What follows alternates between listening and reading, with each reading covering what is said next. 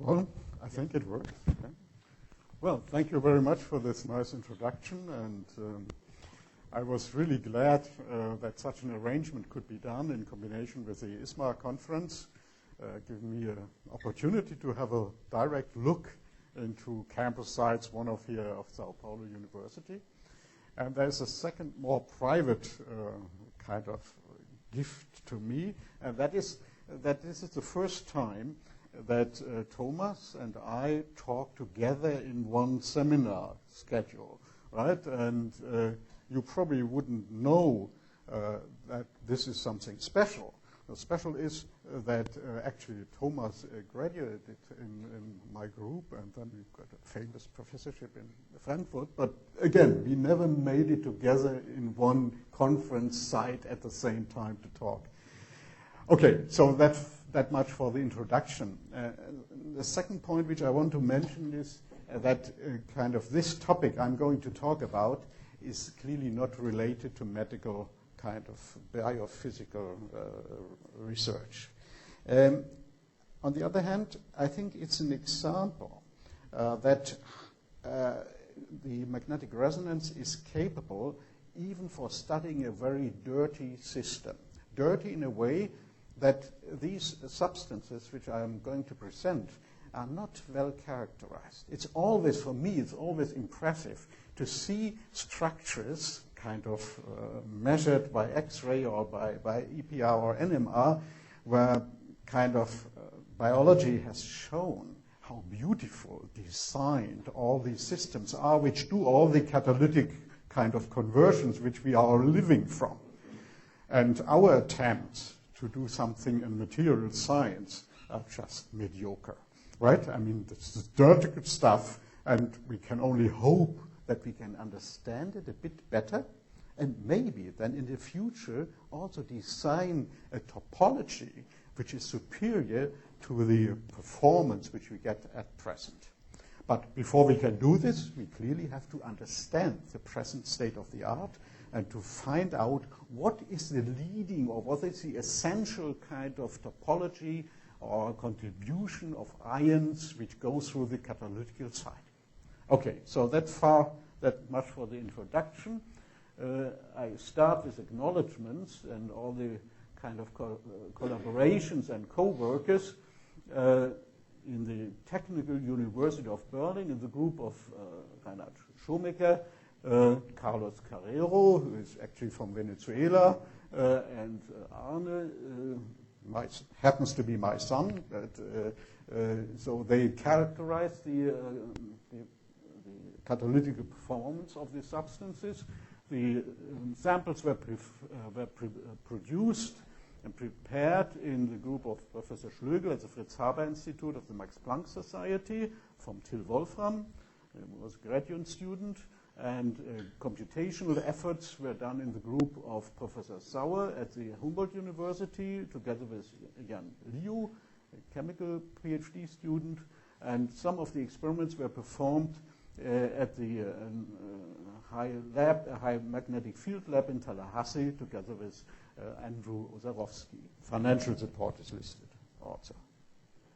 Okay, so motivation. I mean, crude oil, fractionization, steam cracking, and products. I mean, I only mention it that this is a major kind of industrial effort. And the problem is one of the kind of typical reaction schemes which are used to prepare here the substance needs a lot of energy. So everybody would be happy to switch to a system where actually you don't need that much energy. No? So it's a kind of self-reaction going downhill. But for this, you need catalysts. And so over 30 or 40 years, people have actually used various catalysts to find out a way to go to this ethylene here, to avoid the final oxidation to carbon dioxide. So, as I said, 30 years of research, still a lot of things are unclear, and the major problem in using these catalysts is they have a low yield and a lack of selectivity. And so the idea was maybe to find some information about the reaction scheme. And even now, there are kind of competing or conflicting predictions about how this system reacts. And only look at the red numbers. Red numbers gives the oxidation state of the vanadium, which is kind of the catalytic side. And so apparently it cycles from +5 to +3, maybe to +4 and +4 in a combined action, or here, as it's indicated here, in a combined action. And the major question which arises just by looking at this transparency is, you need two sites to go through, or if you have a monometric site, you have to go through a double switch of the oxidation state from +5 to +3. And so up to now, it was really not, or it was not clear what the actual reaction pathway is. And so one of the things I want to kind of show you is that the application of magnetic resonance can give you an answer to this question, and then clearly it would be important to kind of construct catalysts which follow the suggested topology. Okay, so what one has to do with the EPR is you first have to quantify the number of reduced sites which are present during the reaction cycle. So all of the vanadium atoms which sit on this big surface, are they active? Or is there only a limited part of it? And so you want to quantify the paramagnetic states which are created during the catalytic cycle. That's one thing. Second is you want to determine the topology, as I mentioned. And finally, you want to learn what is specific about that topology. That's the idea behind the application of magnetic resonance. So first of all, I should say how the support is. Now, there's beautiful kind of work done to characterize this kind of mesoporous system. This is basically it's a silica which is created in a way that you have regular kind of holes in it and channels. And the only thing which you should remember is that this is a system which gives a large surface area. So you get about 300 square meters per gram. Now that apparently is important for having any kind of use in heterogenic catalysis. And with the number of vanadium kind of sites, you would find a large number of vanadium atoms per 100 milligrams. So this gives a good starting point, because that means you should be sufficiently sensitive to actually do the experiment. Because if you have so many sites, then there's a chance to do EPR. Okay. Now, this stuff looks sort of boring, right? You can put it on your desk, and it just looks like a powder. Depending on the support you are using, the color is a little bit different. But you can then prepare samples which you can study.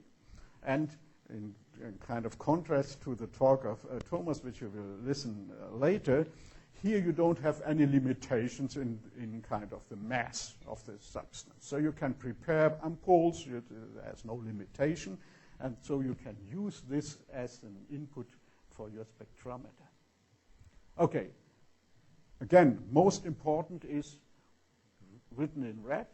So the catalytic cycle goes from the diamagnetic vanadium 5+ through the vanadium 4+, which is a spin 1/2. So that's our kind of working horse.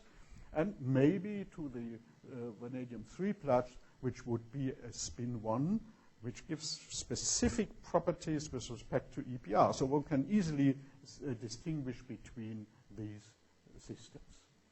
Now, what about previous work? When I mentioned that this system is around for 30 or 40 years, people have tried a lot of things. For instance, they just put it in a spectrometer like here, the CW spectrometer, and you see something like this, which admittedly is not very nice. You can recognize vanadium 4+, via the kind of typical structure here. Vanadium is a 7½ nuclear spin. It couples to the electron. It gives a very specific fingerprint-like EPR spectrum, so you can identify it. However, there are also some additional lines here, narrow lines, which come from the manganese. And well, if you would give this to a student as a master topic, you probably would not take it because it looks lousy. How can you do anything meaningful with it? So the question is, what is possible in addition to this type of first attempts? Now, you go to high frequency EPR. Instead of using 8 gigahertz or 9 gigahertz quanta, you go to 300 and hope you can disentangle the whole spectrum. And this can be done nicely for these samples because using these ampoules containing the sample, you can use a very low-tech approach. You just go with your microwaves in through your sample and go out, and you insert this in kind of a magnet. So you don't have to worry about having a sophisticated cavity setup. You have enough substance. You basically do optical spectroscopy in transmission. And because you have so many sites and so many high-energy photons, the system is sensitive enough. So it's an approach which I like very much, right? I go there, put the sample in, get a spectrum immediately. So you don't have to worry. Okay, and that's how it looks. I mean, here, you recognize me again, so I took it here. My son is just aside, and that's the spectrometer. It's basically a homemade spectrometer at the Tallahassee site, so I can only suggest when you have a system, go to Tallahassee and do spectroscopy. It's a very nice site, not only a nice place to be there, but the people are extremely helpful, and you can expect you come in the morning and you can run your experiment in the afternoon.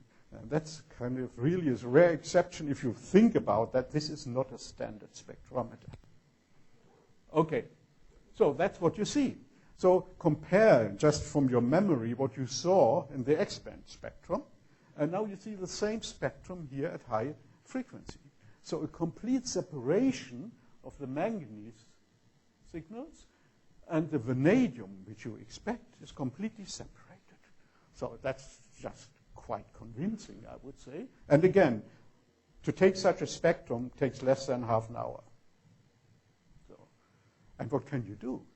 Well, you can quantify what you see, and you do it the same like in the NMR, right? You see, you integrate, you double integrate the spectrum, and so instead of having the derivative type CW signal, you get an absorption signal display, and then you can integrate it again like in the NMR and use steps. So you see this is the first step and this is the second step, so you can use this as a reference and you can quantify the number of spins which are in your sample.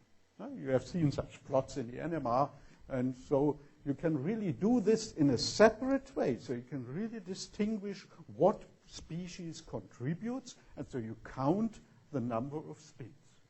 So what is the result?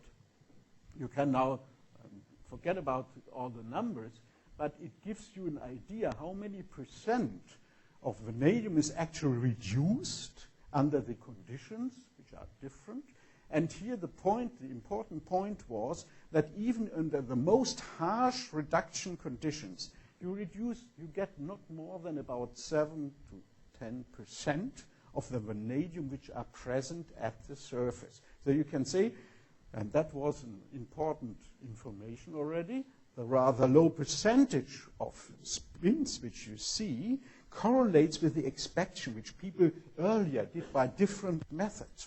Kind of reduced the sample and then reoxidized it and measured how many molecules come out in the reaction pathway.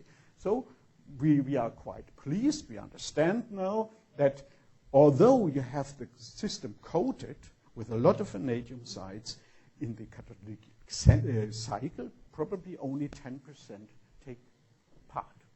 Okay, so now we are left with a kind of picture again. We want to find out if there are such species there or single site vanadium.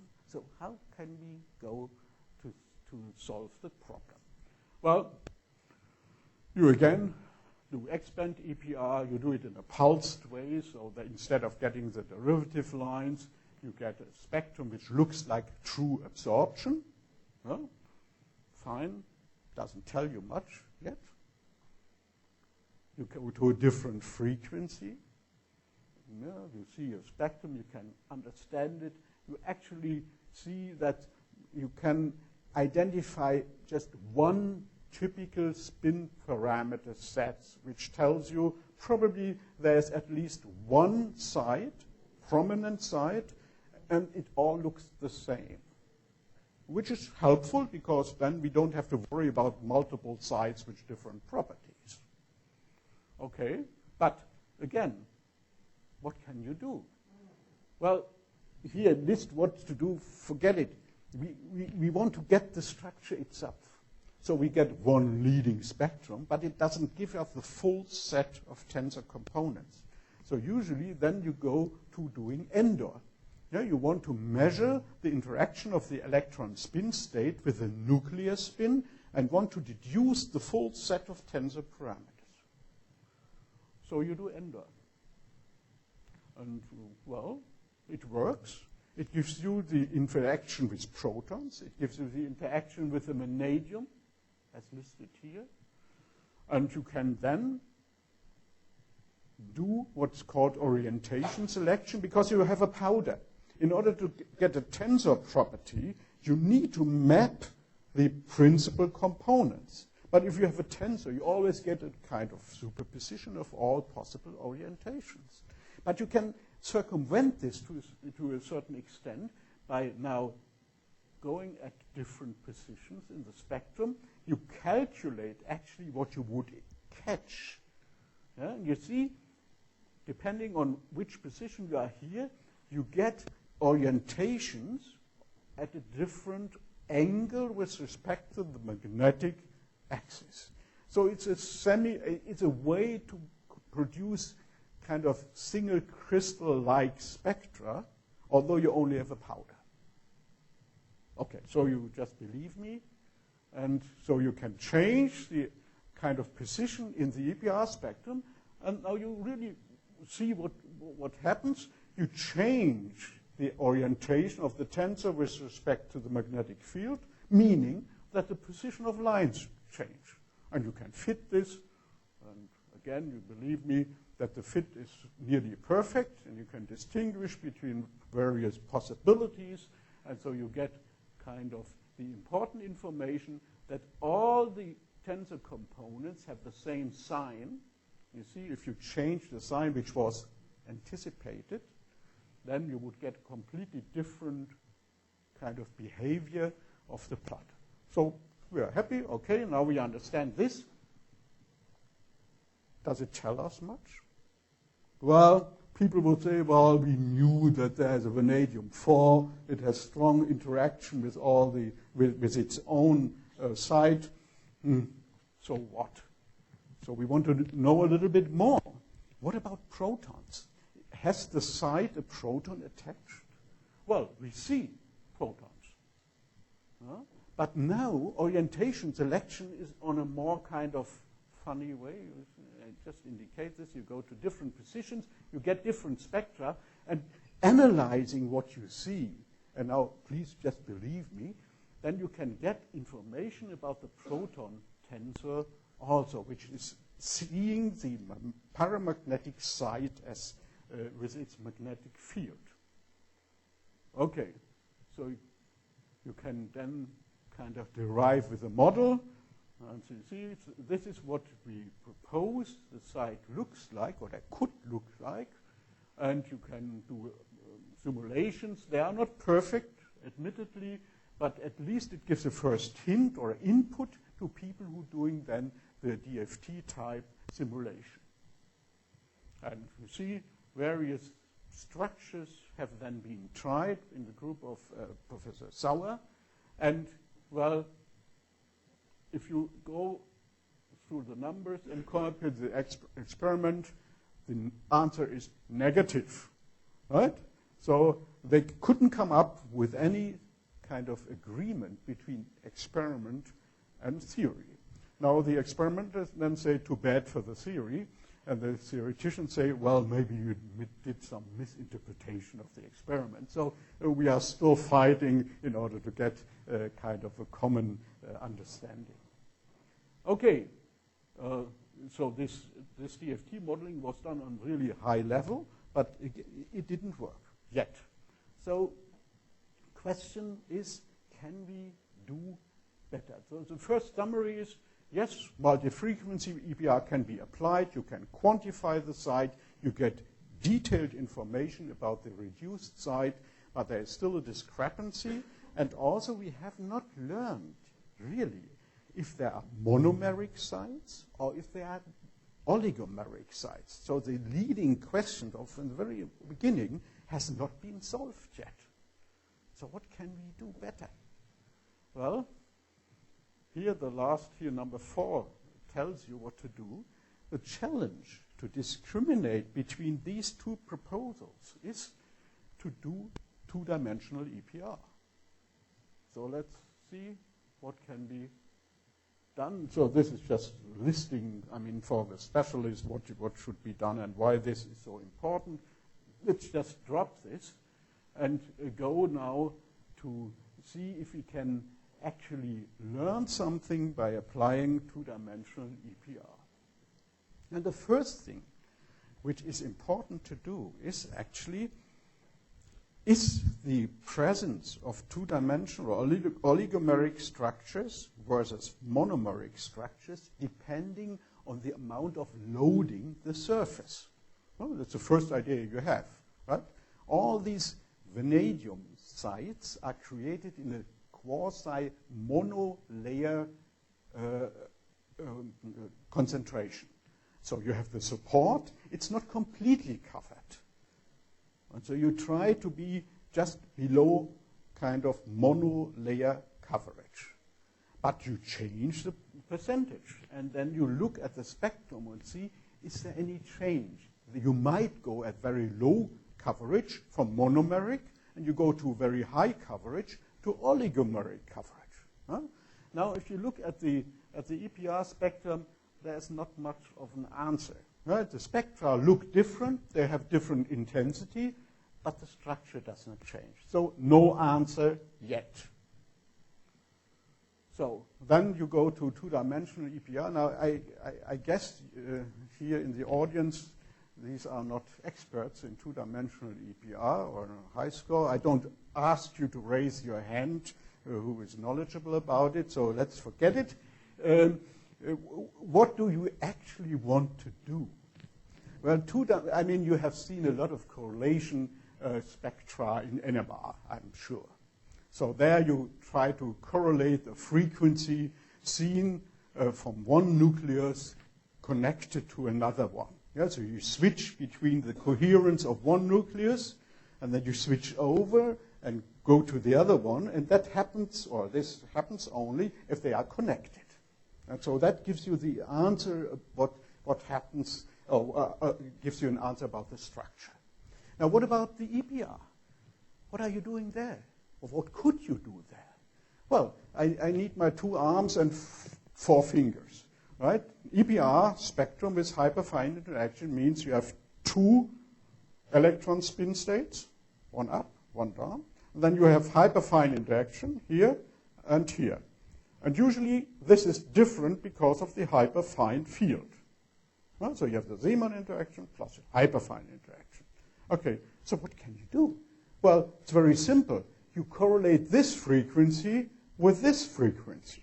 This happens only if your nucleus sits at the same site. And how can you do this? Well, you just switch from the plus 1/2 to the minus 1/2.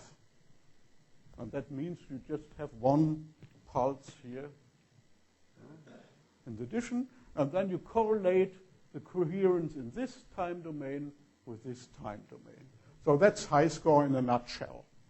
So you only have to remember there's one switch from the plus ms state, 1/2 state to the minus, and that does the job. Okay. So you apply this to one of these catalysts in X-band, and you see, yes, you can get a spectrum, and it tells you that you have protons, which you knew before. You also see some kind of weak signal which you can kind of attribute to the vanadium, but clearly there's no message you can deduce out of this spectrum. It's a pity. What is the problem? Well, the vanadium nuclear frequency is so low here, and you want actually to get it a little bit elevated. What can you do? Well, you take the system, instead of 9 gigahertz, to 35 gigahertz, which would shift just the frequency up. That's exactly what happens. Now you have, these are the 34 gigahertz high score spectra. And now the vanadium is nicely situated here in the order of about 14 megahertz. And you see peaks here. And the major message is that you don't just see a peak at the center of the diagonal, which would mean interaction with vanadium sites far away. Because this difference in frequency just measures the difference being coupled here and coupled here. So you actually measure the hyperfine interaction. Now, you can imagine you have your reduced center. If there are only monomers far apart, this would give you this center peak, the weak center peak at the diagonal. If you have an oligomeric site, you get hyperfine interaction, and you get much more hyperfine interaction if they are covalently bound. Because when they are covalently bound, you have spin transfer to this neighboring site. And this is exactly what is the signature of what we see here. So it's just like a fingerprint. This structure here, two separated, clearly separated peaks, tell you immediately that there is a covalently bound vanadium sitting next to your reduced site. Well, this is a beautiful answer, right? Because that's what people wanted to know from the very beginning. There was no spectroscopic method present which gives you this type of direct information. So we were happy to see this, and so we could actually close the case. Well, there's more to it, you see. We did the experiment with different coatings. So even for the lowest concentration system, where you have, we would say this is kind of going just for monomers. No, you have these oligomeric structures from the very beginning. Now that was kind of a nice result which came out of this system. You can also do the experiment with as-prepared samples and hydrogen-reduced samples. You can draw some information out of it. So there's more to it, which I just mentioned. Yeah? But as you can imagine, you have to work quite deeply into it and not just telling the first message. Okay. What else can we do? Well, we can prepare a picture, and we can actually try to correlate the number which we measured. I mean, the two peaks tell you not only that there's isotropic coupling, they give you a number. And this number of coupling can be converted to the amount of spin density transferred to this site. Yeah, because you have in the beginning you have measured, if you have only the spin sitting at a monomer, you have an isotropic coupling of about 300 megahertz, which is quite sizable. Now, here in the kind of second, in the 2D spectrum, it tells you that you only have 5 megahertz isotropic coupling. Now, you can directly correlate these 5 megahertz with the 300 megahertz, which tells you have about a 1 to 2% spin density transfer. Well, that's an important number, because now you can kind of simulate such a structure, you see what this means here. You have the silica support mimicked. Yeah? So you have silica, oxygen, silicon, oxygen, and terminated here with hydrogen. You don't want to have the full surface. And then you have the vanadium side here, the other vanadium side here, which is bridged by an oxygen. And then you calculate the amount of spin density transferred. And this gives a very reasonable agreement what the spectroscopy data tell you. So this seems to be consistent. Okay, so we are happy about that. And you can, again, try to match more closely what you see with what is calculated. There is still not perfect agreement, I should say. And so people have to work on it, or maybe the model is too simple, right? I mean, on my computer, I could only put these kind of structures in. Probably you can have extended structures with more computational power in order to get a better agreement. But I think as a first attempt, this is not too bad. Okay, so I still have about 5 minutes. So, well, I think I told you everything which is written down here as a second summary, so we can skip this and go to a next problem. That is, up to now I have been talking about pure vanadium type catalysts. So this silica surface, seeing these vanadium sites as active centers. And I mean, as you can imagine, the chemical engineers, they tried various different compositions. What is the best catalyst? And probably a homogeneous vanadium catalyst will not be the best. And they tried titanium and a lot of different ions. Because it's all the same, right? I mean, you always have to go through different oxidation states, and you have to close the catalytic cycle, so you have to shuffle back electrons back and forth. And so maybe it might be good to have two different centers, metallic transition metal centers, sitting maybe adjacent to each other, and to give you a synergetic effect. And so one of these systems which was studied is the vanadium titanium substructure. And the hope was that this gives you a better result, and this was actually true. You see, this was the idea which came up, and, well, you see, sometimes it's important to mention the amount of work which goes into a kind of a final experiment. And so this plot here tells you how many samples had been prepared. So with different compositions of vanadium versus titanium. And they all had to be characterized with XFs and also, so a lot of work went into this.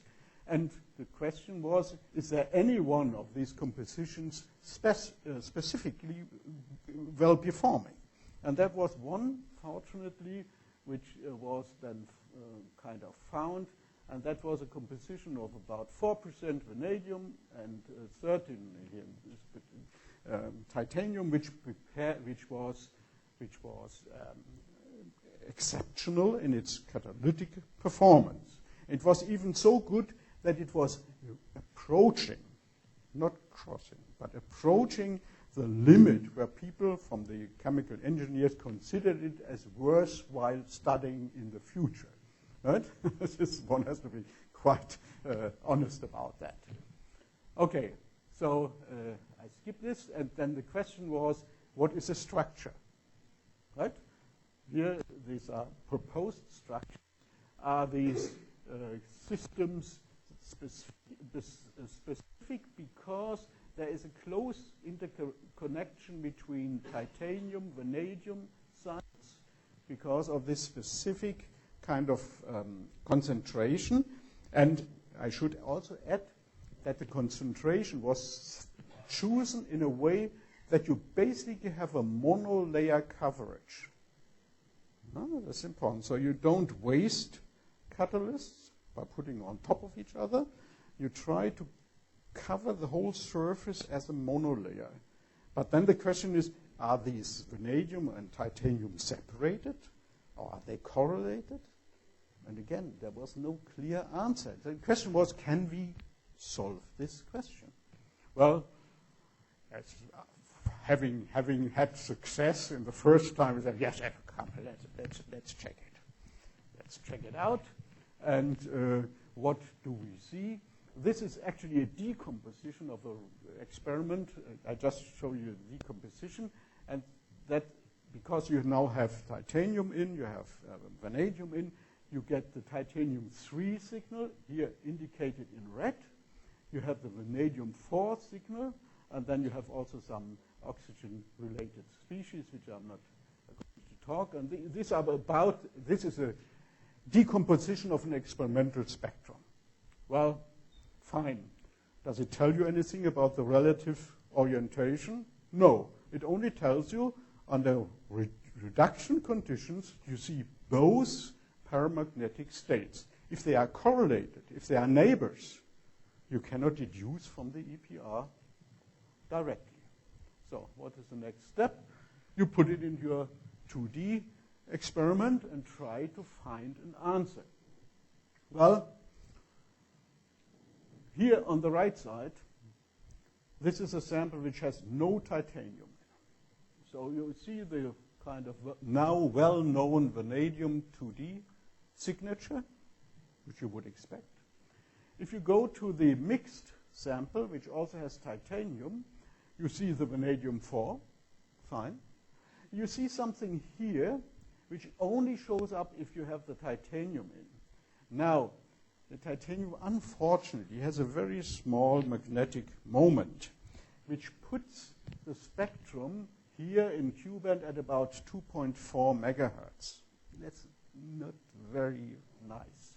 And especially if you are now entering a situation where the Zeeman frequency of the titanium is not large compared to the hyperfine and quadrupolar interaction. So you get in a kind of very bad spectral range, and we were not able really to analyze the spectrum. So we only said, okay, we see coupling to titanium if we go on the titanium sides. Maybe I go back. Yeah? If you do the experiment here on this position, you actually excite only vanadium, not titanium. If you then see coupling to titanium, then you can at least say there's a first hint, not a proof, a first hint of correlated vanadium-titanium sites. A lot of work went into. We are not ready yet, and one can go to even higher frequencies. I skip this and just finally mention here this third summary. I'm overdoing my time.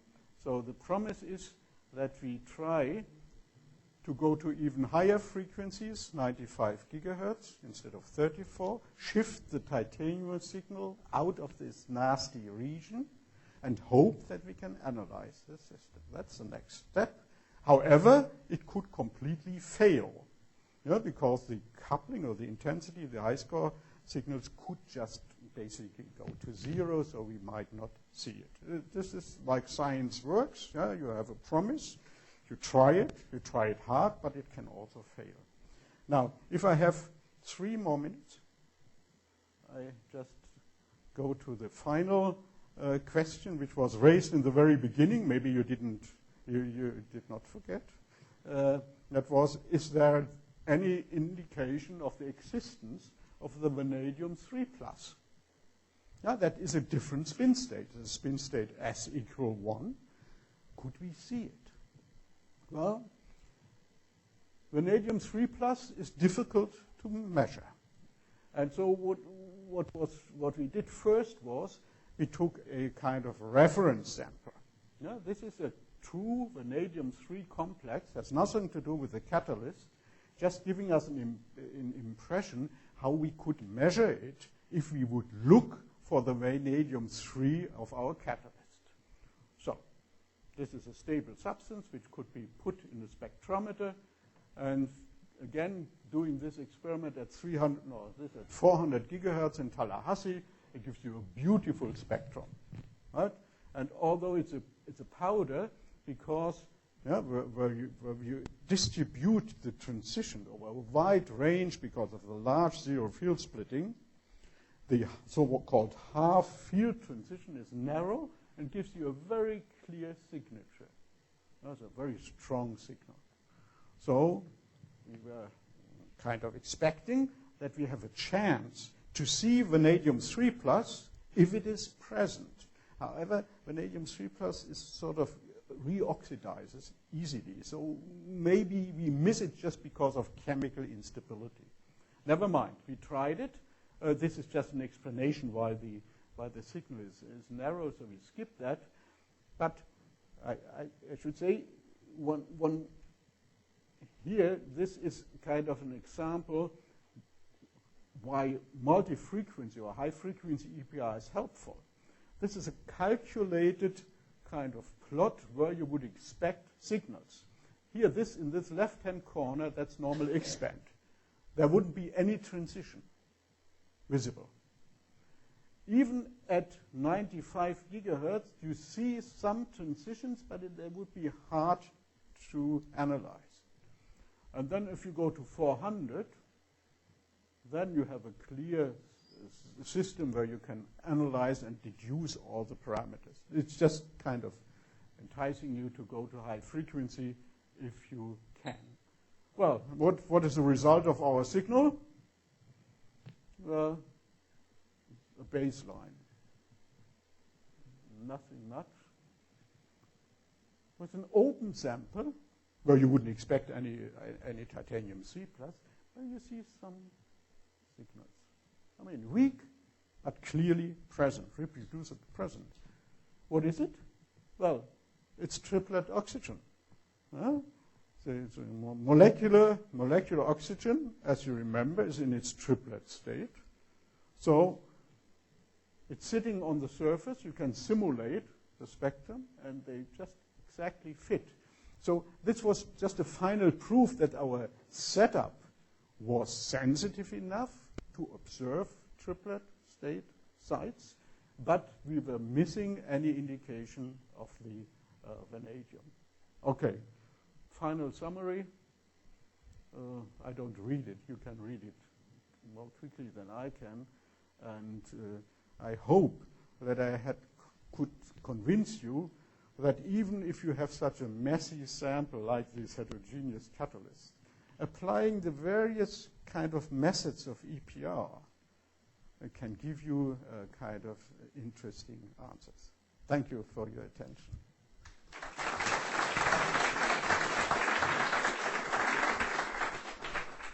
Okay, thank you, Peter, for such a nice talk. We have time for questions while Thomas gets prepared. We're open for questions. If you have questions, if you are like shy, don't be shy. Faz a pergunta em português, posso traduzir. Essa é a ideia, tá? Então, por favor, ask questions if you. I mean, I can ask the first question just to start with. So yeah, of course. So actually, two questions. First of all, when you quantify the vanadium, so what's the correlation between the? That's a very naive question, I have to say. So what's the correlation between the amount of vanadium and the quality of the sample as a catalyst? The higher the better, or or not? Well, actually, we did this type of quantification only for 3 samples, spanning a certain range of loading. Right? There was not a big difference. Right. So that was a little bit disappointing because, again, we, as you expect also, that depending on the kind of density of sites, we would run into a different percentage of reduced sites. But that we could not observe. Sorry. So it was always this rather small quantity which was visible. Right. I should also add there's one thing which these Catholic people always say, well, it's beautiful what you do, However, we want to do this under life conditions. Life conditions means 700 or 750 Kelvin.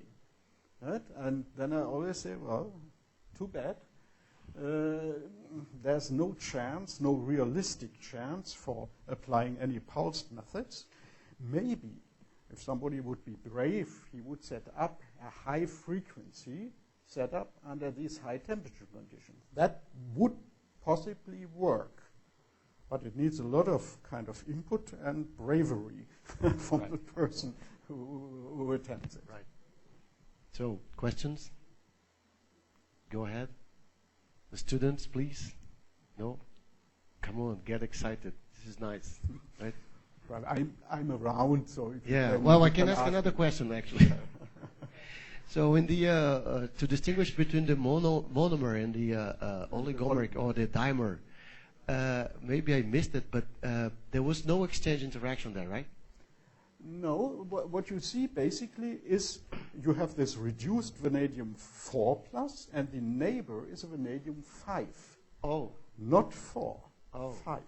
So that's the reason why we see the spectrum close to the free vanadium frequency. Right. Otherwise, it would be shifted completely. Sure. So it's really, you have the reduced side, and it's a covalently bound neighbor, but that's in its ground state. Right. Okay. Perfect. I have a main question. Why in the APR 2D isn't the exact image the two? There isn't image. You mean the intensity? They are not mirror. They should be mirrored. Oh, yeah, it is. It's not exactly mirror. Why? Good. Sorry. You are right. If you look at it in detail, you see the intensities are a little bit different. The reason is you have a certain pulse sequence, which I showed. So the first two pulses create the nuclear coherence. Now, because this, how would you say, I use my hands, right, in order to give that. And that is, you do the first pulse, it goes in the transverse plane, right? And you have two different frequencies because of the two different hyperfine fields. So in the transverse plane, they run apart, right? Now you want to catch them exactly at the time when they are opposite. If they have recovered here, you don't create any coherence. So the coherence is optimized here. Now, because this frequency is slightly different from this, they are sitting this way. So the efficiency for creating these two peaks is slightly different. And you would only be perfect if you change now the sequence in small steps and add up all these signals. That's the reason why you see, and you're perfectly right, slight differences. Yes. Very good. Any other questions? No? If not, we can just thank Peter again. Thank you, Peter. And now, after talking about structure in terms of catalysts, we're going to talk about structure in terms of biomolecules, okay? So you have the full set of possibilities of EPR applied to structure determination. So now it's Professor Thomas Prisner from the University of Frankfurt, who'll be talking about structure and conformational dynamics of biomolecules as determined by pulsed electromagnetic resonance. So we need a few seconds. Thank you very much, Thomas.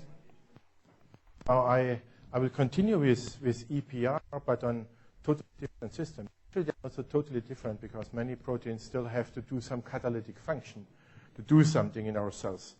And so what I will talk about is actually from the, I have to look for where's the pointer, so the pointer is in the middle. So the systems will be more complex, probably also a little bit closer related to what some of you also are working here. Like this is a KCSA channel, and so the method will be on the other side much simpler than what Klaus Peter was talking about.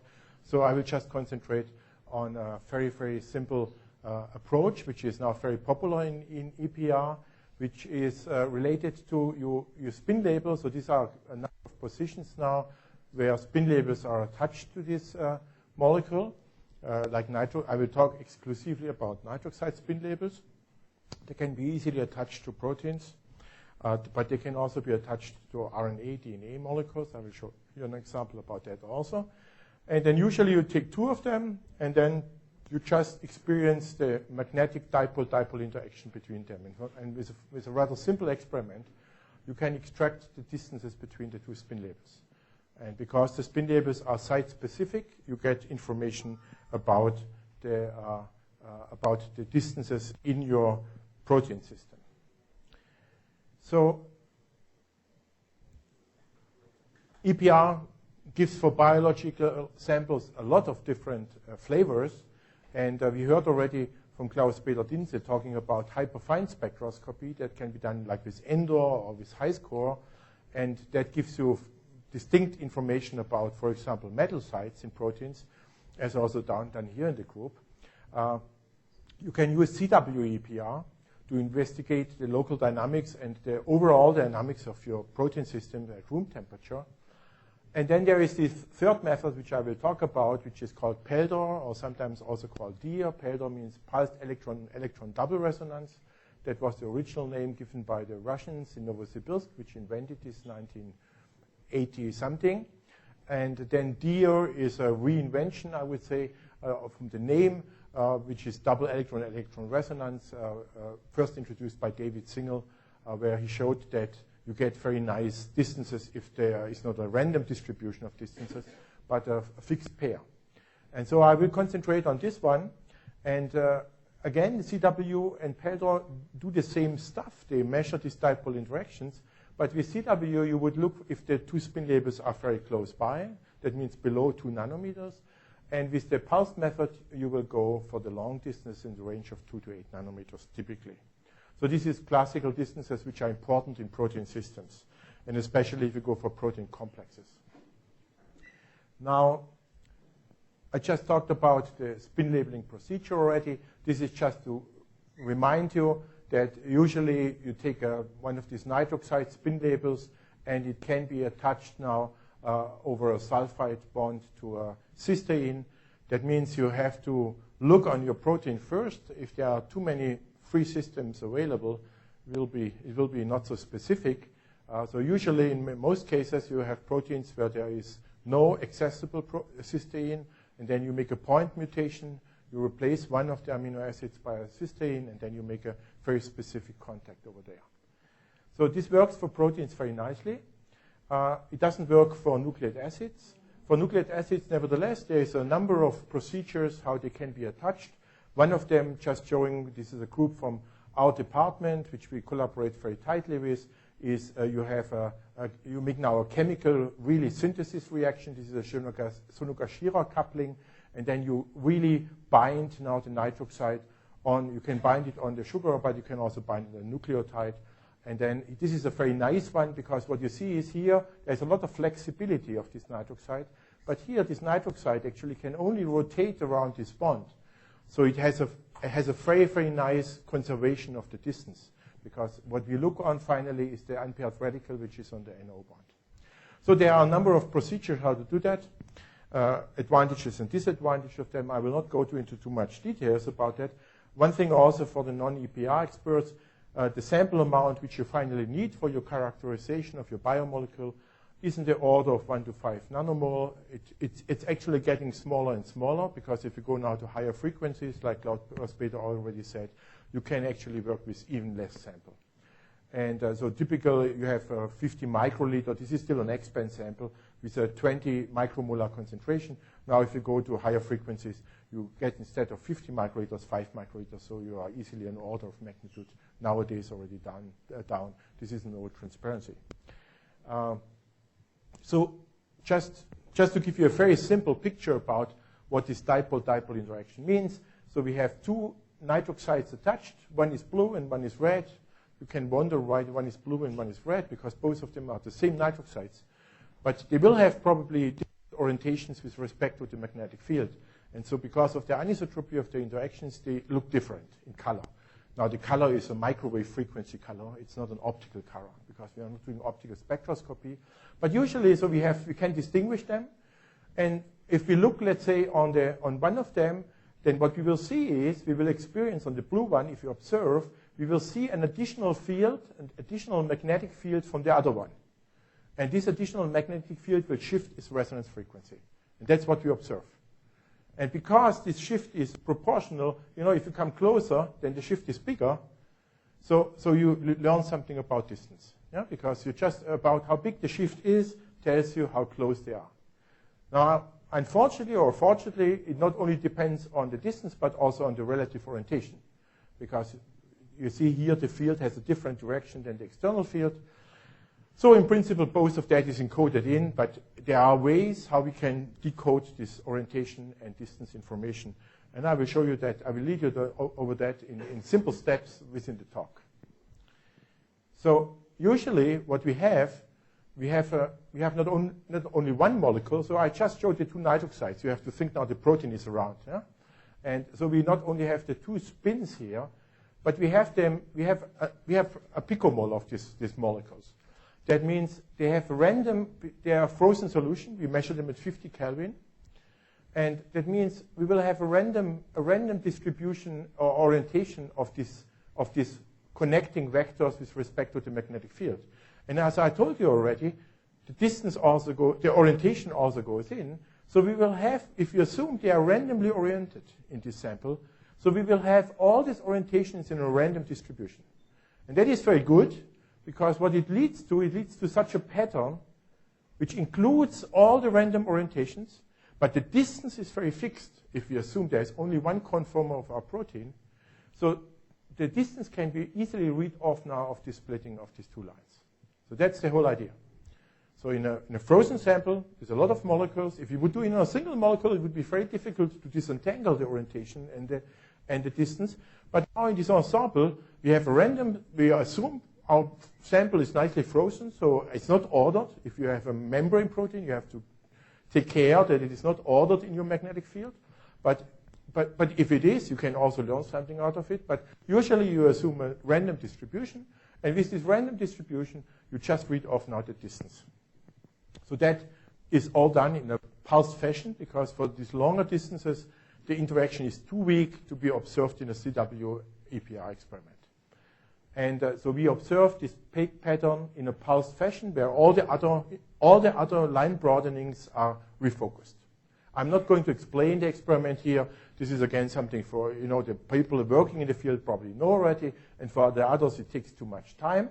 But there is a sequence which just keeps you going with this interaction between the two radicals. And so we don't see, if everything goes right, we don't see the interaction with nuclear spins. We don't see any other broadenings of zero field splitting or something. This is the ideal case. And then in this case, this splitting is just related with 1 over r to the 3 to the distance. So that's very easy.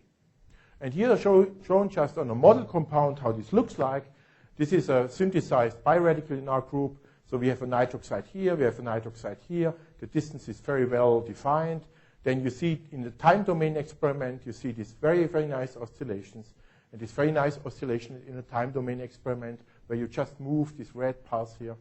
That tells you this is a very nice defined distance. In biological systems, that will become a little bit more difficult. And then there is a mathematical procedure how you get from this very nice oscillating signal to a distance distribution. It's a little bit small to see for you, but here is a nanometer scale, and that gives you just the probability of distance. So this has a 3.2 nanometer distance. And you get a very, very sharp answer, and that is the ideal case, I would say. Yeah? So in reality, in biological systems where we have flexibility of our biomolecules, as we know, they will not be rigid as that. Then we will have to look a little bit more in detail. So I give you now a number of applications with increasing complexity. So this will be a very, very simple system, which we are just working on. It's not published data. Most of the data I show you are actually not published, but the other ones you can read in our review or in our original articles. So this is a POTRA domain from an outer membrane protein 85. It's a collaboration with a biological group in our department, which do the mutation on the protein system, and which do the purification and the spin labeling. And so this is just the soluble part of this protein. So it's a nice system. We can have it in high quantity. We can have it in a very nice solution. And there are X-ray structures, which is always a good starting point for our measurements, because then you know where you want to spin label, you know what you want to look for. So here we have 3 domains. And these 3 domains, you see, they are rather rigid inside of the domains with beta sheets and with alpha helicals, but then they have flexible loops. And there is an X-ray structure, there was an NMR structure, and there was also molecular dynamics done on that. And the molecular dynamics is now superimposed here, just between this P2 and P1, and that shows the molecular dynamics, let's say, predict that there is a high flexibility, which you don't see in the X-ray. In the X-ray, it's rigid. But it predicts that there's a high flexibility. You don't see this high flexibility in NMR data either, because in NMR you get very nice structures within the domains, but you have hardly any distance constraints between the domains, because it's too flexible there. And then the molecular dynamics predicts actually that there is a rather rigid structure between this P2 and P1, P3, sorry. So because here you see a little bit of motion, here you see quite a lot of motion. Actually, the molecular dynamics here in 2 colors see actually 2 main principal components even. So like 2 conformers. So one of the questions was now with Pelo, with our EPR method, because we have a frozen ensemble of solutions, so there is no motion anymore. But what you will do is the molecules will move if there are 2 conformers, and then we freeze the samples. So we freeze some of them in this conformer and some of them hopefully in this conformer. So we will actually see the distribution if there is a distribution. That was the hope. Now the next step, which we also want to see, is what is changing in the structure if chaperones here bind to this domain, or if the polypeptide is binding, and to see, or if the membrane is embedded. Is added, and the anchor, which is a beta barrier street going here to the membrane. So that was the starting point, and then we started to look on differently. You see here already superimposed, but it always pairwise. So it's a mutant here, or U4060 to cysteine, or Q4029 to cysteine. And so we have single mutants in domain P2 and P3. And then we measure for all of these double mutants, we measure these Pelo traces. And what you see immediately, if you look on them, even if you don't do any analysis as an expert, or if you're working this field, then you are very, very happy if you see these very modulations. They are not so often seen in protein systems because they are flexible. It tells you immediately this is a rather rigid system. So between P3 and P2, it must be rather rigid. Otherwise, you would not see these oscillations coming up. Here it's a little bit less, but the distance is very short, and then the modulations are damped faster because it goes with 1 over r to the 3. So here these are all these distance traces, and now for the non-experts, you would rather look, instead of these time traces, you would rather look on what is the distance distribution. In black, this is the experimental ones, which you extract with the mathematical methods. And in orange, you see now what is predicted by X-ray structure between these 2 domains. And then if you look on that, that looks rather good. So that means it looks rather similar.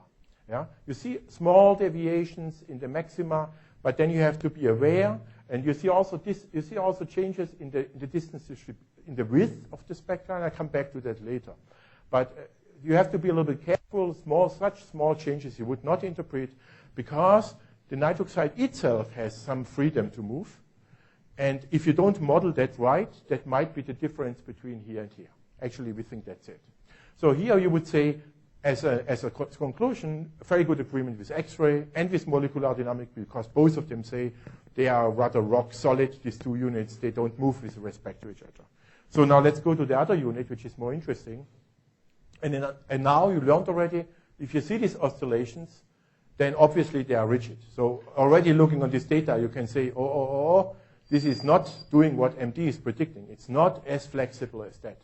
So again, we have 6 different constraints between P2 and P3. And again, what we do is we just look for the distance distribution, which we measure from EPR. And in orange, you see the X-ray. And now you see some of them highlighted here in violet. they deviate quite a lot. Here, for example, this is almost a nanometer distance, which we see differently from what the X-ray predicts. Also, what we see different from MDA, we don't see these two conformers. We see one conformer. Now, this might be actually because we freeze our sample. Because if one of these conformers is energetically favorable, then we might freeze all our sample in one conformer. So we have a similar problem like X-ray.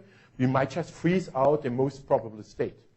So in future, maybe in the end I can talk about that, but in future there will be spin labels available which can do this experiment at room temperature. But so there is already a first publication from the Hubble group showing that this is possible on a lysozyme. The data were low quality, but they were low quality like 10 years ago. The pedal data were all. So in a couple of years, we know now how to do that, so we will be faster. So in 2-3 years, we can also hopefully do these experiments at room temperature. So now they are done in frozen solution, but we see a deviation here. So this deviation is significant, and so we can say, okay, we obviously see a little bit different structure. Now the question is, can we model that, and how can we model that? Because, as you know, for NMR people, if they take their constraints, they take something like that, they take something like 1,000 constraints. And here we have 25. So this is a fairly low number of constraints if you want to make structure. Yeah? It's not enough to refine it. So what we have to do is we have to make some assumptions. So now the first assumption would be we say the single domains, they are exactly like X-ray. They are not changing. Now this is an assumption. Can we prove that? Yeah, sure, we can prove that. Actually, this is now just another constraint between P3 and P1. But we can skip over that. So what we do is now we make now double mutant within the protomer units, the subunits here. And if we do that, so these are again the data, and if we do that, and if we compare with X-ray, they are in a perfect agreement. So that is it's not 100% proof, because we have not proven every site, but we have proven a number of them. And all of them, this is incredible how good they agree. That also tells us that the rotamers, the freedom of the nitroxide, we are modeling quite well. Otherwise, we would not get such a good agreement. Yeah? There is actually not such a good agreement with this guy here, and we know that it comes from this 460 mutant. So here, obviously, the nitroxide is not taking all these freedoms. It gets stuck. And that was actually also the narrow line which we saw before. But with most others, we see a perfect agreement. So the first assumption we do is we say the single subunits, they are as from X-ray. And then we have only very few amount of freedoms now to change this structure. So what we do is we tilt and we displace the subunits against each other, and we try to fulfill all our 29 constraints which we have. No? And I think that the solution already is shown here. So in red, you see now our EPR refined structure. In green, that's the X-ray structure. So between P2 and P3, almost nothing is happening. But then if you look down here, then you see quite a substantial tilt. So our structure is more tilted away. Yeah? And that might be now, if you look on the X-ray structure, the packing to the next unit actually favors the less tilting. So it makes some of sense. That might be a packing effect now for X-ray. And you see the improvement here in black is again the experimental lines, and in green is the X-ray structure, and then you see now with our refined structure we fit very well. This is not 100% proof, but it's kind of a proposal. And this is done now also. These are the same, just additional constraints between P1 and P3. So all of them fit. These were controls. They were not used for optimization, and they still fit very, very well. So it looks. So we are at the moment writing down this paper. Just to have this point again, if we look for as I said, this guy here, for example, doesn't look very, very nice.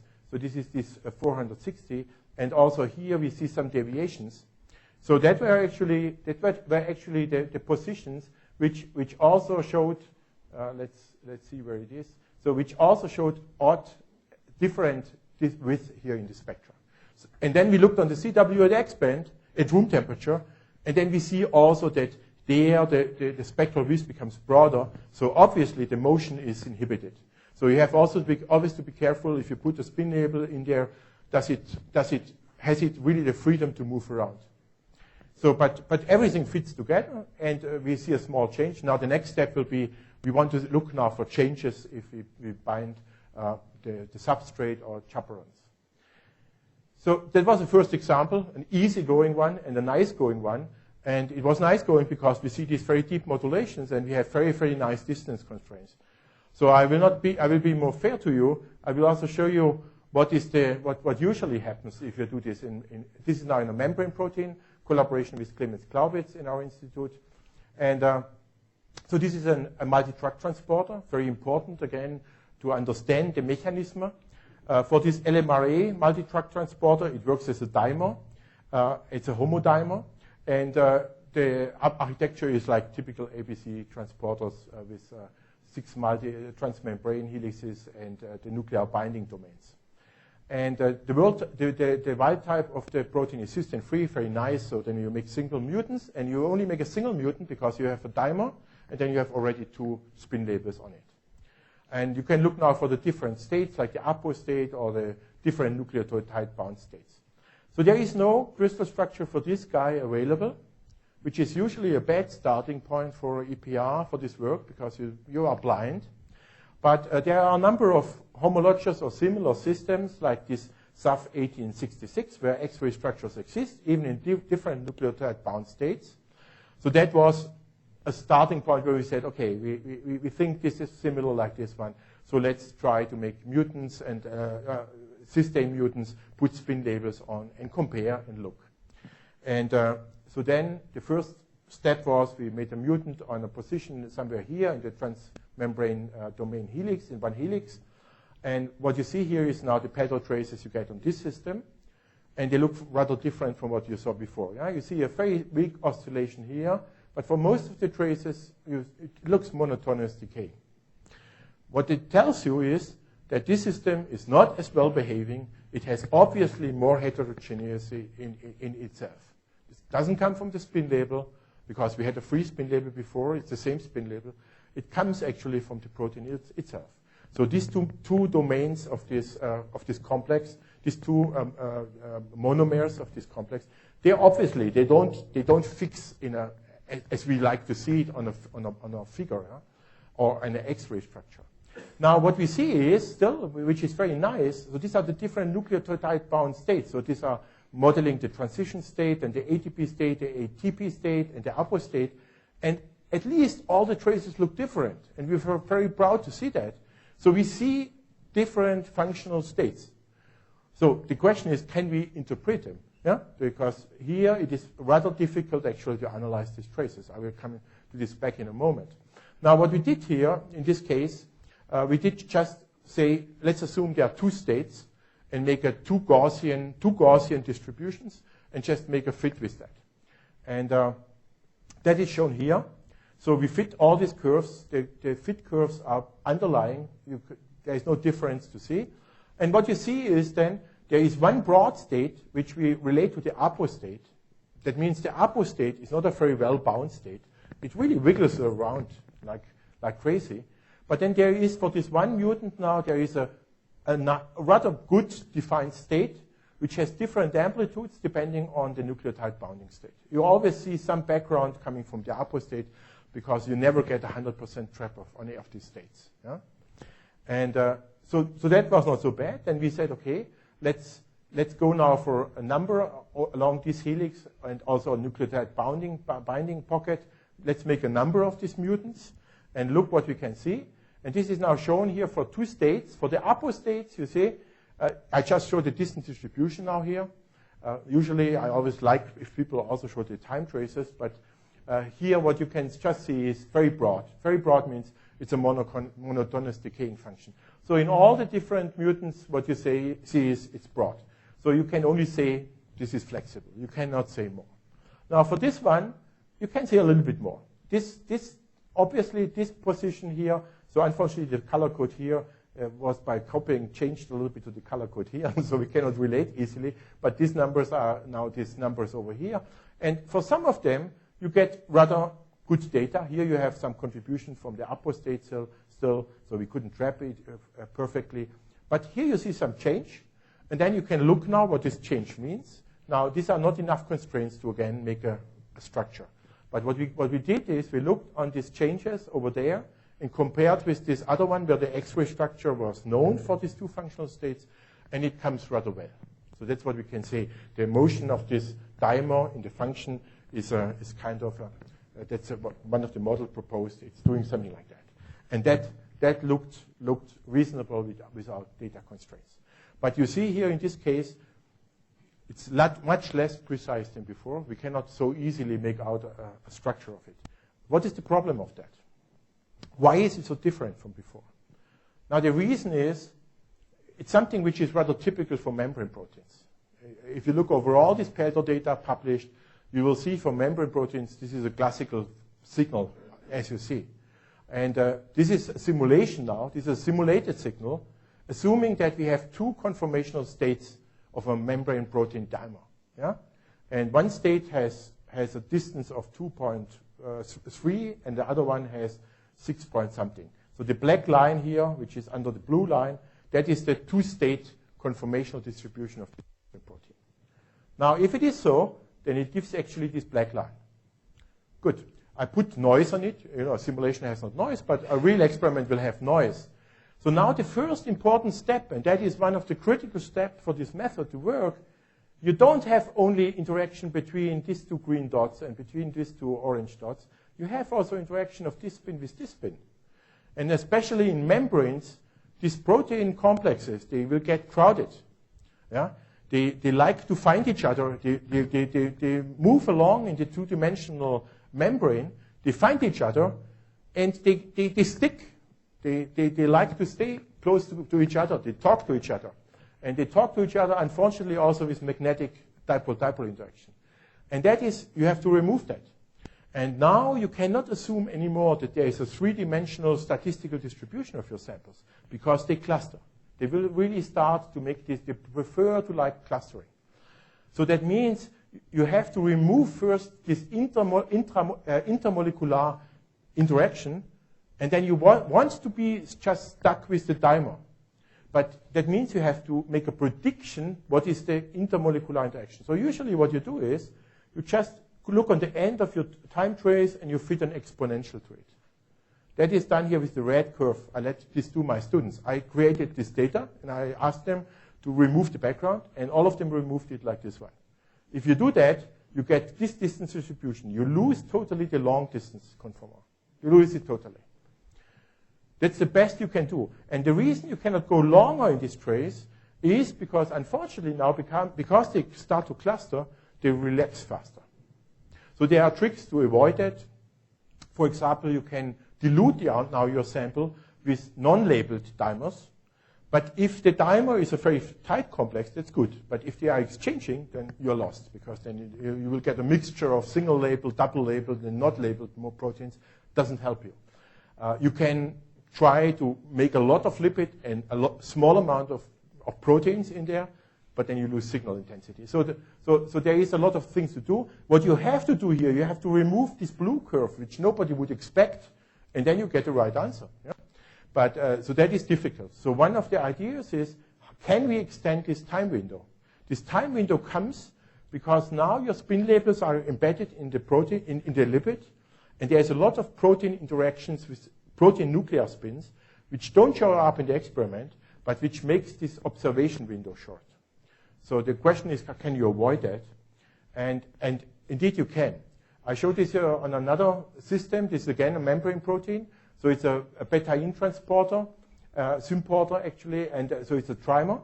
So if you have one spin label, you get already 3 different distances. And here we have actually 2 spin labels of each protomer unit. So we have actually 6 spin labels on there. This is just for demonstration, because now with this, we have long distances between the single protomers, and we have shorter distances, like 3 nanometers, within a single protomer. So from X-ray, it is predicted that this is an asymmetric structure. So the function is of this 3 identical units, but the function is it's going stepwise. One of the units work, then the next of the units work, then the next of the units work. So they change structure, not simultaneously, but step by step. And so you'll be expected to see asymmetric distances. Now, Unfortunately, because of the short time window, we could only, what we see is if we activate and inactivate this channel by sodium addition, we can see a change here. And so we see a change here for the short distances. So we can see a change in the conformation of the monomeric unit if we activate or inactivate. But for these long distances we want to see, we don't get good data for this short time window. There is no way. You get a peak here, but it's very hard to trust that. Now, there is a way actually to extend, and I think that will come in the future. And Jack Fried already started to invent it with, I think, a 5-pulse, and what we do is a 7-pulse sequence. And so we just add pulses to our sequence. And you see we add actually colorful pulses, and that is a very important step. So if you do this with classical pulses, you get a lot of artifacts. If you do this with these adiabatic pulses, and the shape of the adiabatic pulses is different for all these pulses, I'm not going into detail, then we get almost, we get a 5%, we calibrated it on test samples, so we get a 5% artifact, but that is not the problem. And now you see we can extend this to 9 microseconds, this time window. And now we can actually really measure these oscillations, which we wouldn't see in 2 microseconds, that's the classical window. You just see the decay, nothing else. And so with that, we can extend the window. The idea is you apply pulses fast enough, faster than nuclear spins are flipping, which are close by to the electron spins. So you will focus the dephasing by nuclear spins. That's the whole idea about it. And it's very well known in magnetic resonance. In NMR, it works perfectly. In EPR, it doesn't work for such broad systems. But if you have this new type of pulses where you have to have home-built equipment, because Bruker is just starting now to implement that in their spectrometers. But in 2 years from now, everybody will have that. And they really allow now to do fancy experiments as in NMR. That is something which excites me very much from the methodology point of view. So just to show you what it does on our system, this is now just one spin label on one of the units. And then what we can see is now we see the different, so this is an artifact coming because this is not 2 spins but 3. So the classical method to invert it is not perfect. So this is an artifact. But we can see the different distances of this, the asymmetry of the trimer. So we are very, very proud on that. And I think that's the first time on a protonated lipid to look such a long window. And I think that, so I think here also the methods will still improve in the future. So now I will, how much time do I have? Yeah. You stop me. Yeah. Okay. So what I showed you so far was applications where the spin labels itself were very, very mobile. And we just looked then on the spin label is very mobile. And we just look on we hope that we see the distance between the protein. Now this works very nice if the distance between the protein is very fixed. If we see a lot of dynamics in the protein, that will be actually a problem. And because then you have a distance, but you don't know, is it related to this motion or is it related to this motion? So one thing which we started already a number of years ago when Marina Pinati was still in my group, she's now a professor in Göttingen, that was a project on a ribonucleotide reductase, a dimer again. And here we didn't use a nitroxide spin label, but we used the very famous internal tyrosyl radical, which is involved in electron transfer over this protein, to make a distance measurement. So if you do this experiment at X-band, you get very nicely the distance. And so you know the distance between the 2 tyrosyls. And then the question was, because the tyrosyl now has no freedom to move around, it is really fixed. Can we use this? Can we make any use out of that? And the whole idea was, can we use actually now this orientation between the 2 tyrosyl to make the dimer complex just out of a single mutant, a single measurement? So the idea is like that. This is a tyrosyl spectra. It's a hyperfine coupling, but this is an isotropic coupling. So at X-band, you pump here, you detect here, and then you measure the distance. So we know the distance already before. Now, if you go to 180 gigahertz, that is the tyrosyl spectra. It's very, very broad. It is anisotropic. It has now different orientations, give different signals. So if you turn this tyrosine with different orientation, which means you turn the whole protein, then you will get different resonance positions. And our excitation is very narrow. What it means is we can subselect out of a disordered dimer solution, frozen solution, just specific orientations. And then we should get the angles out between them. So again, I illustrate that to you. These are the two tyrosine radicals. And now this is the dimer. And now what we can do is, so the balls are now anisotropic. That means they have one short resonance frequency, one long one. Now if we go for the small G value, we will only select these molecules which the small G value is parallel to the external magnetic field. So out of a disordered sample, we make a single crystal. It's a very diluted single crystal, but it is a single crystal. And we can do the same for the other orientation. If we choose the other orientation, we remove all the arrest, and then we just look on that. And we should get different Peltor signals because they have different orientation of the connecting vector with respect to the magnetic field. So knowing the anisotropy of the G-tens of the tyrosine and knowing how the tyrosine is in a monomer unit, we should be able to deduce the dimer structure of this. So these are the experiments. And what you see, you move now over this line. So you move with your resonance frequency, your pump frequency over this line. And you do these experiments. So there are a set of experiments. And you can easily see how this oscillation frequency is changing. And it changes exactly as you expect from a dipole-dipole interaction. You even have a magic angle there where there is no dipole interaction left. So you get all the angular and all the distance information. That took a long time. Marina wrote a program for that. And finally, we find for this system that was Escherichia coli, and we find dimer structure, which was fortunately already known from X-ray. So this is a test system. And we see that we are very close to the X-ray. We have a small deviation of something like 8 degrees of one of the angles for X-ray. But this was also measured in a single crystal by Endor, by the group in Berlin. And so it is that if you have the radical on the tyrosine, it flips a little bit against the X-ray. X-ray looks on the neutral tyrosine. We look on the spin on the tyrosine. And for that makes also sense for the electron transfer. It moves a little bit. So all in accordance with all the data. It's just an 8-degree flip, but we can even see that. So it's a very, very precise measurement without any additional knowledge. You just have to make one pair, and you know it is bound, and you have to have the monomer structure. So that was done on this E. coli, and then we went for the mouse, where there was a monomer X-ray structure, but there was no dimer X-ray structure. We did all the measurements, and then we put the data in the program, and you have the two monomers, and the EPR walks them together, and we were actually expecting it will clash. Something strange will happen. But they come together perfectly, and they come together, and everybody who is doing molecular modeling would say, this is exactly the binding. So that was also published a couple of years ago, and I think it was very, very convincing. So it really went out that with such a steric, rigid radical, with very few constraints, you get very, very detailed information about your proteins.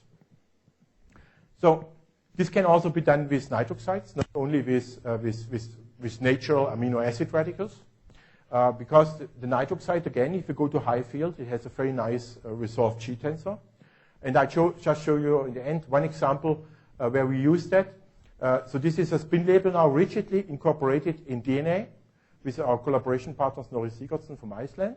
It's a very ingenious nitroxide, so it's like cantilever. And it makes Watson-Crick base pairing, so it sits in there, and it has no freedom of motion. So all what we see will come from the DNA. And so we can now incorporate them in, we have a whole series. So we start with at one position, not at the end, because this is too flexible. So we go 5 base pairs in, and then we move the second base pair, and this is looking from the top.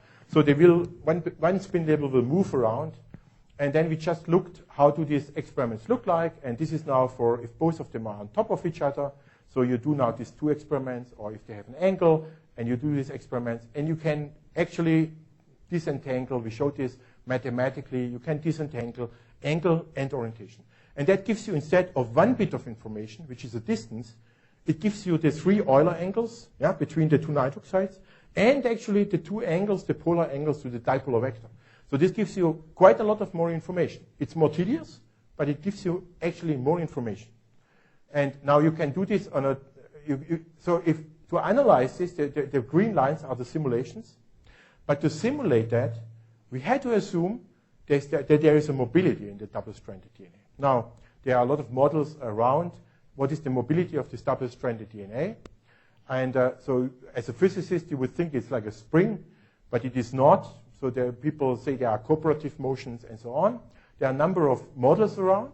So there can be a twisting, a bending, a stretching, but they can be cooperative or non-cooperative.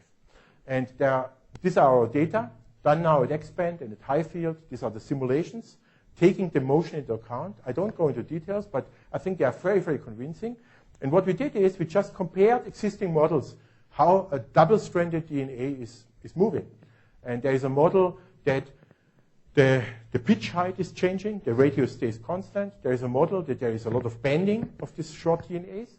And there is a model that the pitch height stays constant, but the radius is changing.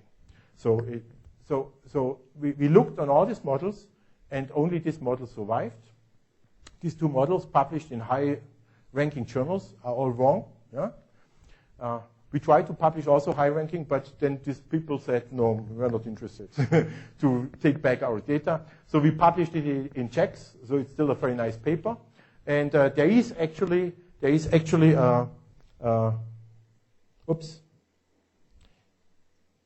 a molecular dynamics simulation done by the group from Grubmüller, which actually shows, one of the principal components actually shows what we see. So this is just a motion, it's a correlated motion. And we could really prove that this is true. And we could prove it with attaching the spin labels, sure.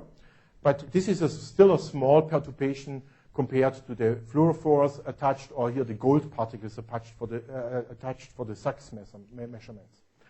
And so I just claim that this is a very, very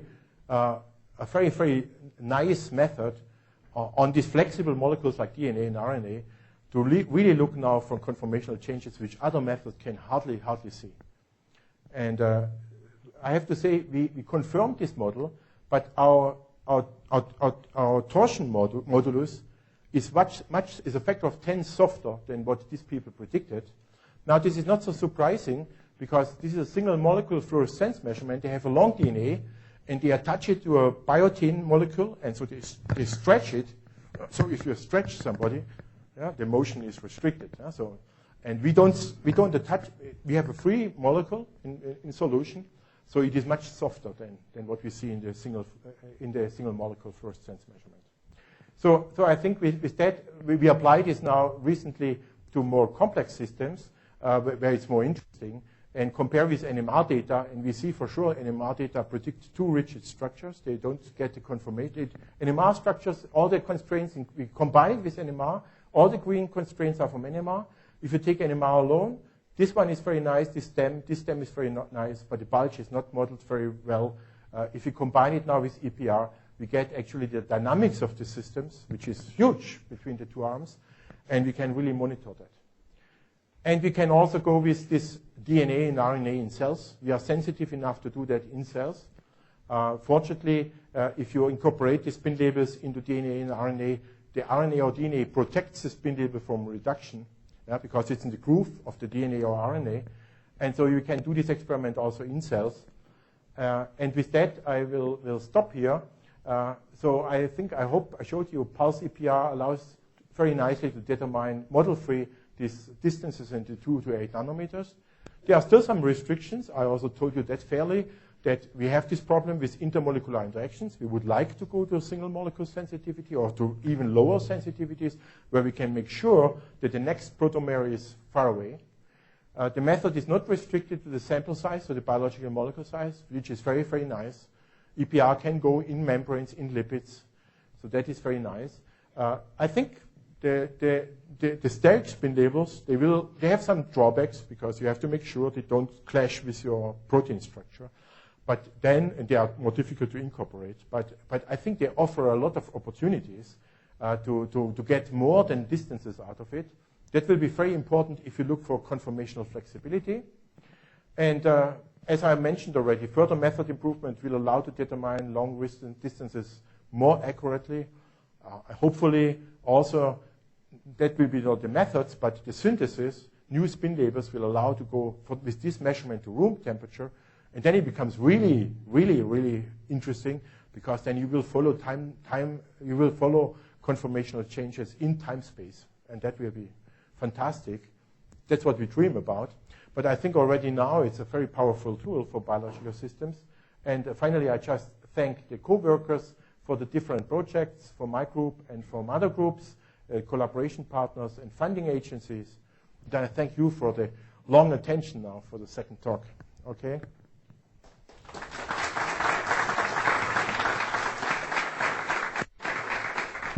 Well, thank you, Thomas. It's a quite impressive amount of really cool data. I mean, thank you very much for giving us this opportunity to look at this data.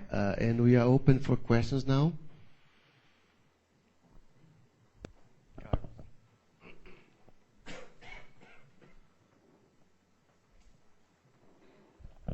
Very nice talk, Professor. Could you explain one temporal graph, only one, please? Could you explain a temporal graph? The temporal graph, please. How it comes together? Uh-huh. Yeah, I can do that. So we take just any, let's see, like this. Yeah? So we can take any of these graphs. And so what you see in this graph, so maybe I still go to this where I showed the method, where the sequence. So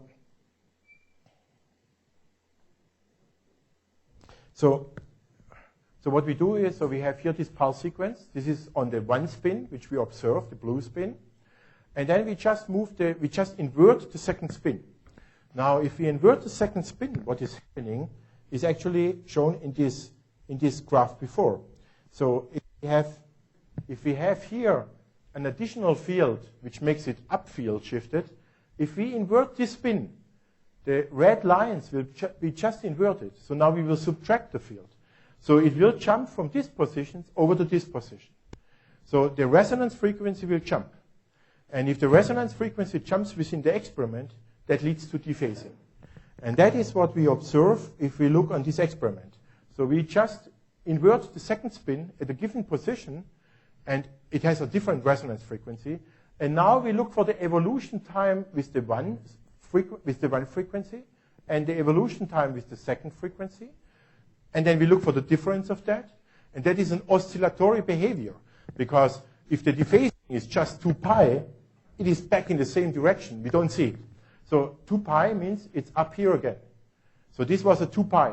And this is a 4 pi dephasing. So now if this is 2 pi dephasing, and you know the time between this maximum and this maximum, you can calculate what is the difference in frequency. And from the difference in frequency, you get the distance. That's it.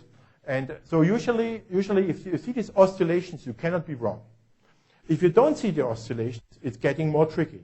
But then what you see is, you see a fast decay in the beginning. The fast decay in the beginning comes from the very broad part of the spectra. And then, hopefully, this narrow line here gives the long-lasting decay.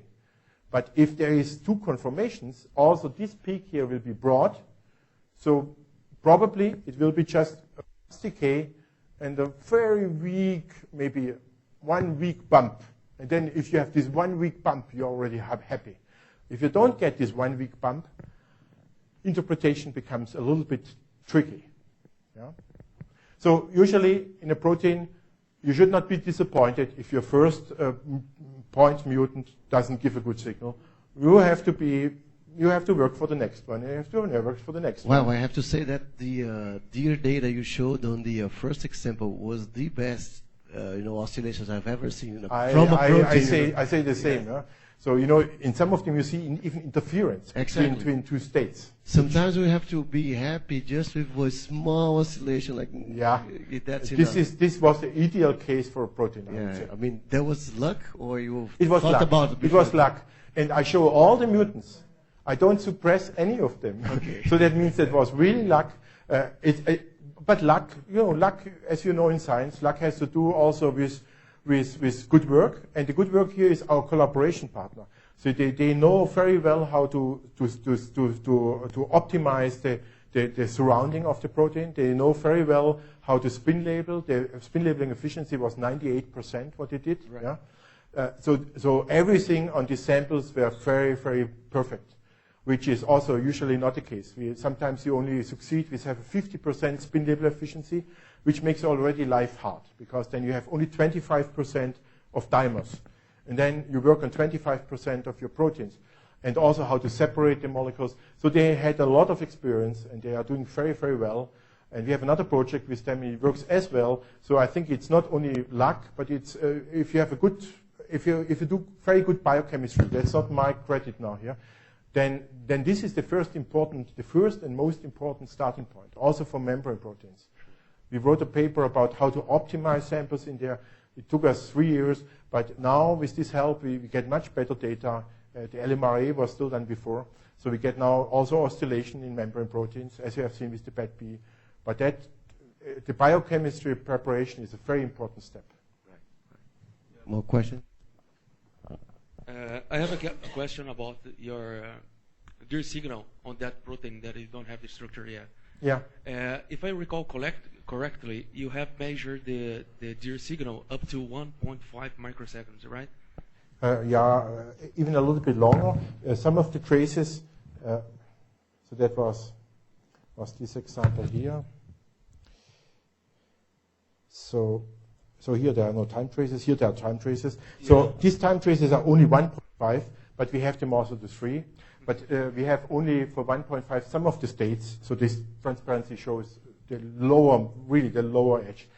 It was actually very difficult to convince, especially about these APO states, because people said it cannot be so disordered.